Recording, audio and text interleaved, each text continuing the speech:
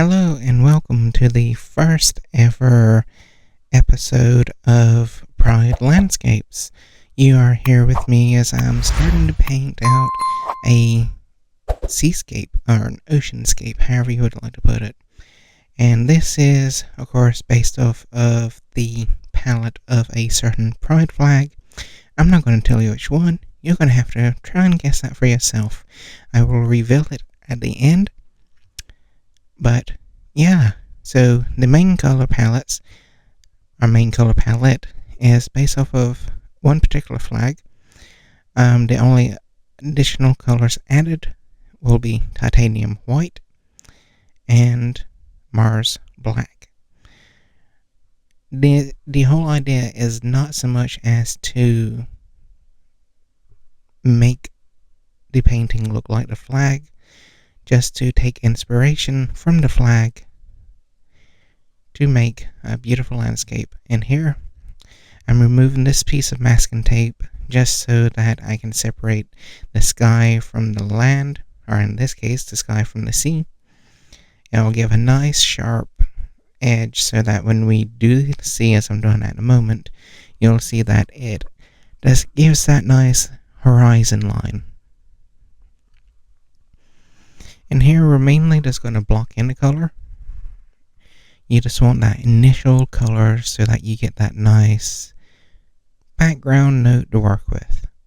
Unlike the sky, which is chaotic, that's why I put the individual paint down first, and then using my palette knife, I make it looks like I'm just making a mess, really, doesn't it? Now here, I'm just finishing off this part of the sea with this nice sunset, hint, sunset,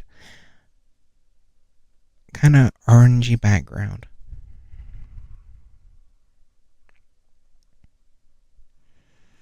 Now adding in just a little yellow on that horizon line, we can kind of give an idea of the sun's going down and just showing as it's giving that last little glimmer and shine across the body of the water. And here we're just going to start adding in the reflection of that sad sunlight. You don't want a lot of it. You just want to give that suggestion that the sun's still glimmering across the water, just shining like a little jewel. And try not to be too organized with this. You want it to be just a little bit chaotic, because that kind of chaos is going to, it makes it a little bit more realistic.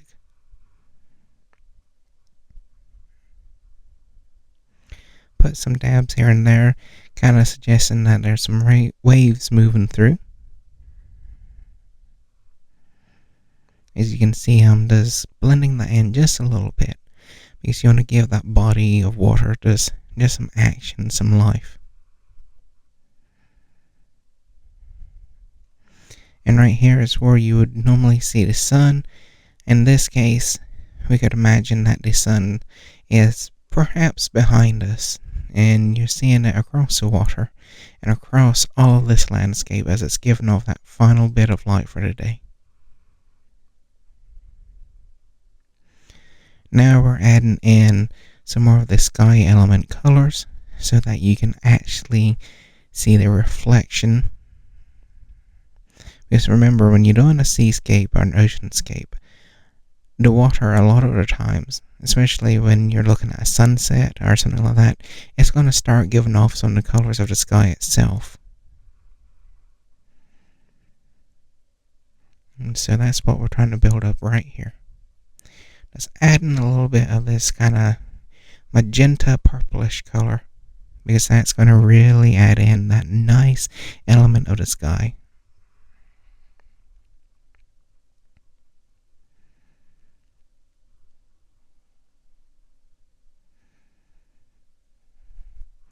And try and dab some into around where you put those reflection bits, just so it looks more like it's actual waves and not just, a flat plane of glass.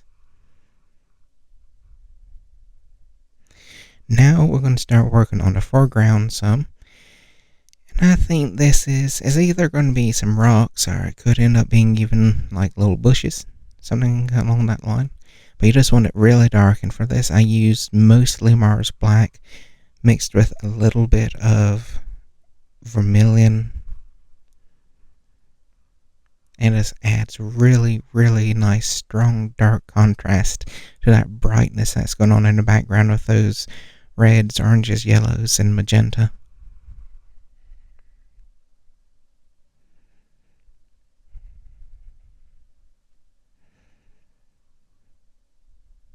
And the thing here is, don't be scared of the paint.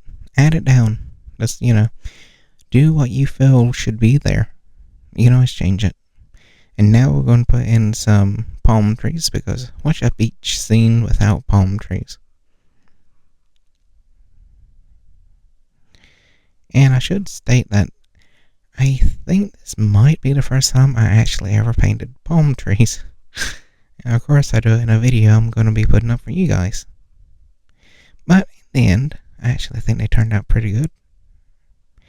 Now we're just doing some quick stabbing strokes just to get that, that familiar shape of palm tree leaves. And I should state that the way I'm painting here, everything's still wet.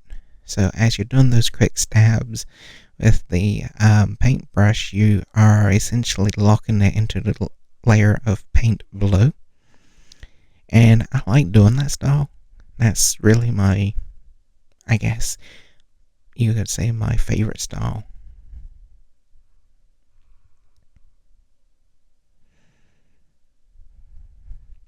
As you can see, this tree gave me a little bit of trouble because I didn't have quite enough of that paint on my brush.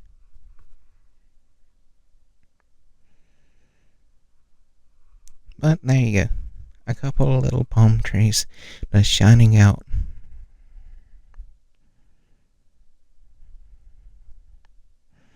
Kind of looks like kind of place you'd want to go and sit in. Watch the sun go down. And here I'm just putting in some highlights. Again, just mixing with the palette that I've already got. This time I decided it could either be rocks or bushes. I kind of like the idea of that nice rocky coast. And don't go too crazy. You don't want to eradicate all of that nice darkness you already put in. You just want to really just, like I said, you want to highlight it. This is a sunset, so everything's already starting to get a bit dark. And here we're going to put some rocks out right in the center of this little scene.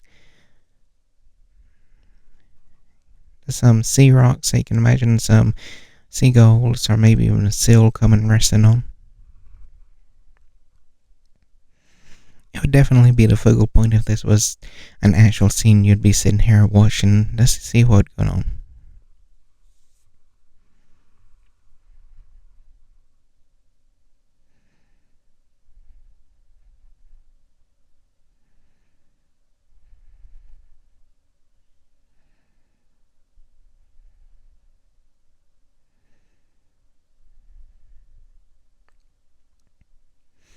What I'm doing in a minute is I'm trying to figure out where to go next. I'm also mixing some paints in. You might notice throughout the video there's a couple cuts, and that's because I took too long to make my mind up. Here, we're just putting some clouds in, and since this is a sunset, I just want them to be almost angry looking. Almost like a storm's coming up through the back. Not quite yet going to rain, but just a chance.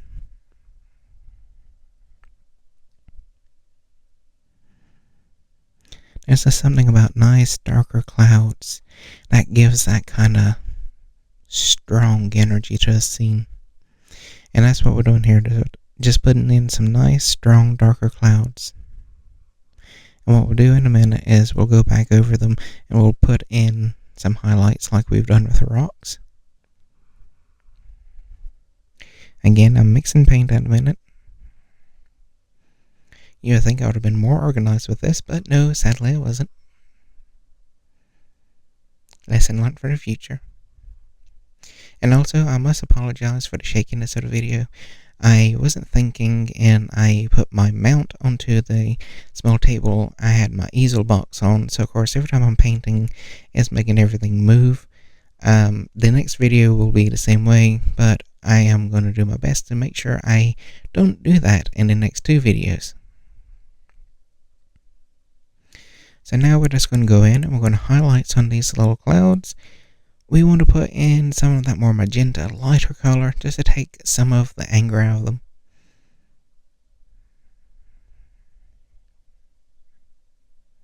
They're still threatening rain, they're just not quite as angry.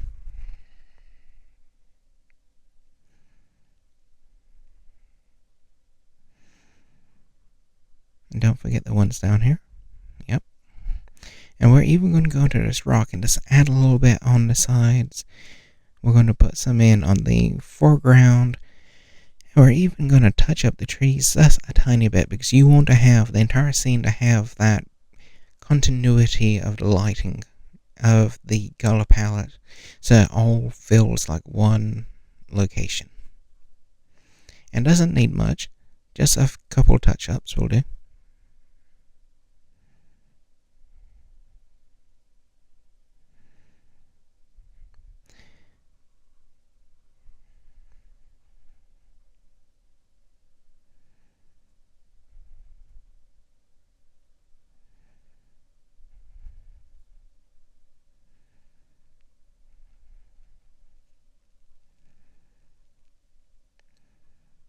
Now we're going to put the waves in. So what I did is I mixed that kind of more magenta pink with a little bit of vermilion and some of the titanium white. And this is kind of like, the sea spray, I guess you'd say. As you can see here, I put just a little too much on in that one spot. But that's okay, we can work with that. Just take a dry brush some of that off. And then I just trying my best to blend it. And even if that means using like your fingers, that's okay. Get in there. Painting, it's not a clean activity. It's meant to be messy, and sometimes blending with your fingers is the best way to go. But all we want to do right now is just to make sure that sea has some life to it. So you have the sea spray hitting the rocks. You have it going around. And yeah, make it alive. You don't want a flat sea. You want an active sea.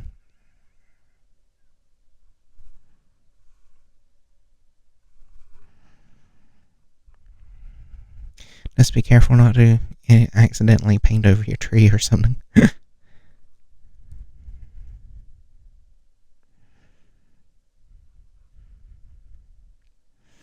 Now we're getting close to the end. It's looking pretty good.